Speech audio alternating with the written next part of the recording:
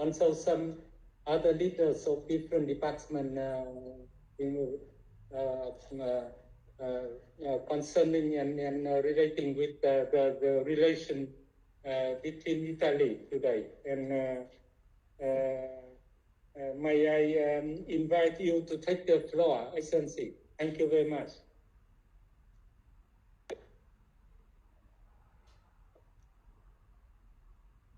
Dear Vice Minister, first of all, thank you for the condolences you have expressed. It has been, we've been really going through a terrible time in the last 3 days for the loss that we have had on Sunday. And so thank you again. It is a great pleasure for me and an honor to lead the Italian delegation in this virtual political consultation between our two countries. I was just about, as you may know, to visit your wonderful country on February 2020 and then and meet you in person. And then unfortunately the pandemic broke out. Nonetheless, in 2020, I had 2 video meetings with the Vice Minister of Industry and Trade, and I attended recently the Scientific and Technological Cooperation Conference in Hanoi, Vice Minister Guide Sui. We attach great importance to the relations with Vietnam, one of the most important countries in Southeast Asia and a key member of ASEAN. In 2020, Italy became a development partner of ASEAN, and we are investing a lot in this new format of cooperation because we really believe that the region is one of the most promising and active in terms of future growth, development, and innovation. We are willing to build stronger bridges with ASEAN and to contribute to the region's positive perspectives. With the bilateral trade of around 4 billion euros, Vietnam is our main trade partner in the region. With over 100 Italian companies active in your country, we are also among the main EU investors in Vietnam. We believe our long-lasting partnership can prove even more beneficial on many topics that we will jointly discuss today. Dear Mr. Zung, let me congratulate upon your reappointment as Vice Minister of Foreign Affairs following the election of New Vietnam's government by the National Assembly last April. I will be grateful if you could extend my sincere congratulations to the new President of the Republic, the new Prime Minister, and the new President of the National Assembly, as well as to the Secretary General of the Communist Party of Vietnam, confirmed by the 13th Congress. Today's political consultations are an opportunity to take stock and further boost our excellent long-lasting friendship. The signature of the Action Plan 21st-22nd, with a look to 23rd, will operationalize our strategic partnership, bringing it to unachieved levels and enhancing our collaboration in areas of common interest. Political and diplomatic cooperation, defense and security, trade and investment, development cooperation, energy, climate and environment, education, science and technology, culture and people-to-people links. Allow me now to introduce the other members of the delegation.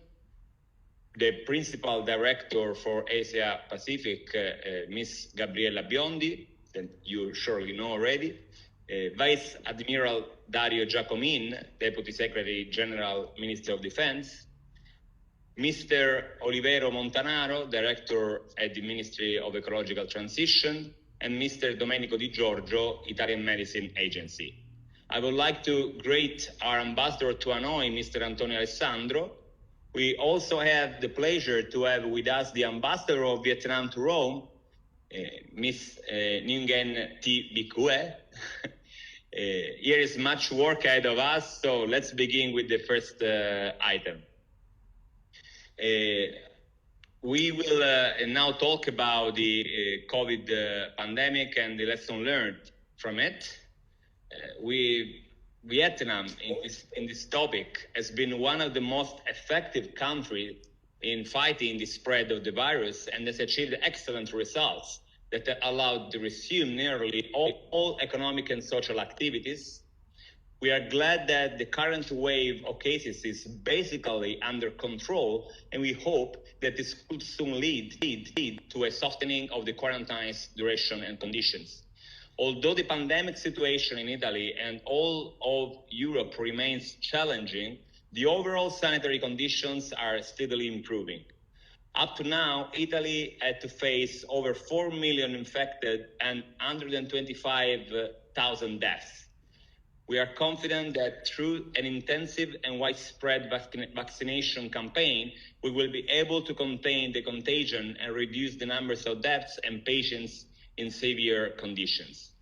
As of today, we fully vaccinated more than 10 million people and started the vaccination process for over 21 million people, and we are a total population of 60 million. That's important to say in terms of percentage. Italy believes that the COVAX facility remains the best tool for the international community to provide equitable and universal access to safe and effective COVID-19 vaccines. 59 million doses have been already delivered to more than 120 countries worldwide. 31 million doses have been assigned to Vietnam. We are glad to know that your country has already received over 4 million doses. Italy contributed in 2020 with 85.5 million euros for that. As G20 president, last May 21st, Italy hosted the Global Health Summit together with the European Commission. The summit reaffirmed a stronger support in favor of low and middle income countries to build expertise and develop local manufacturing capacities. In this occasion, Prime Minister Draghi announced additional 300 million euro to COVAX facility and 15 million vaccine doses for low-income countries. The summit also highlighted the importance of voluntary licensing and know-how transfer as the best tool for ensure the equitable distribution of vaccines. Cooperation with industry is key. We encourage voluntary licensing and technology transfer, but we also follow closely the ongoing debate on the waiver of international property rights for COVID-19 vaccine. And now, on this point, I leave you the floor, and I thank you for listening. Thank you, Excellency and the Secretary. So first of all, allow me to express my sincere thanks for your kind words about our bilateral relation.